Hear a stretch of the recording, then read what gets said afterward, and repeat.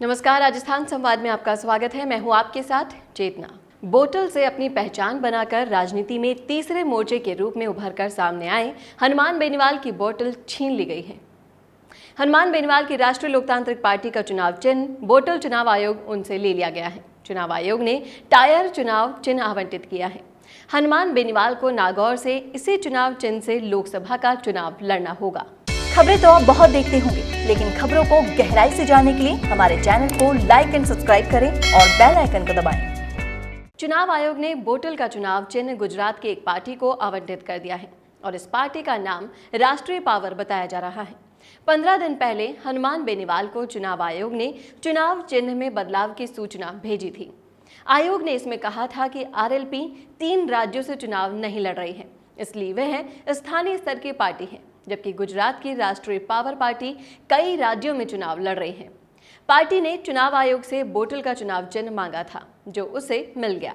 हालांकि हनुमान बेनीवाल ने चुनाव आयोग के इस फैसले को चुनौती दे दी है, लेकिन जानकारों के मुताबिक इसमें बदलाव होने की गुंजाइश न के बराबर है।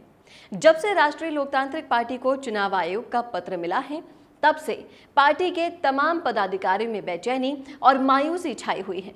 हम आपको बता दें कि हनुमान बेनीवाल और राष्ट्रीय लोकतांत्रिक पार्टी के पदाधिकारियों ने बड़ी मशक्कत से राजस्थान में बोतल चुनाव चिन्ह को काफी चर्चा में लाया था।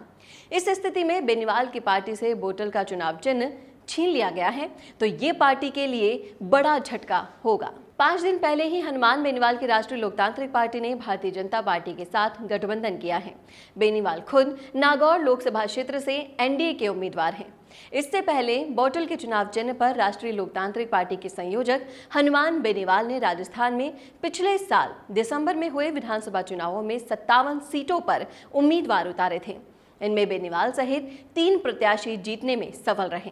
लोकसभा की सियासी जमीन पर चल रहे चुनावी पारे के बीच भाजपा कांग्रेस जहां हर एक सीट पर जीत दर्ज करने के लिए सभी समीकरणों को बिठाने में लगे हैं। अगर आप डिजिटल मीडिया एक्सपर्ट बन जाते हैं तो जॉब्स के कई रास्ते खुलेंगे ही, बल्कि अगर आप जॉब ना करना चाहें तो कम इन्वेस्टमेंट में आप अपने बिजनेस को भी शुरू कर सकते हैं। ज्यादा जानकारी के लिए कॉल कीजिए।